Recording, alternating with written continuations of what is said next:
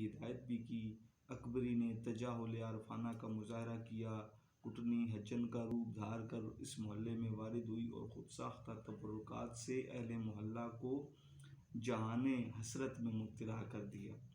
اکبری نے سہیلی کی مدد سے حجن کو اپنے ہاں مدعو کیا۔ حجن نے باتوں سے اکبری کی بے وقوفی اور سادگی کا اندازہ لگا لیا۔ مہنگی چیزیں سستے داموں دیکھ کر اکبری اور عاقل کا دل جیت لیا۔ اعتماد قائم ہونے کے بعد نقلی موتی اکبری کو دکھا کر اس کی قیمت طلب کی۔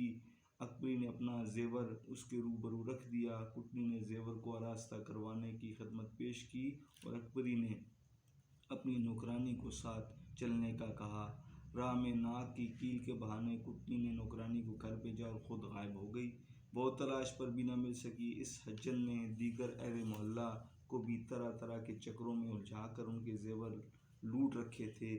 عاقل یہ بھی برداشت کر گیا اور اپنی مزاج دار بیوی کو تھوڑی بہت سرزنش کے سوا کچھ نہ کہا۔ اس دوران کیڑوں کپڑوں کو صندوق سے نکالنے پر اس کے سارے کپڑے خراب ہو چکے تھے، کیونکہ دھوپ نہ لگوانے کی وجہ سے اس کے کپڑوں کے رنگ میں فرق پڑ گیا تھا۔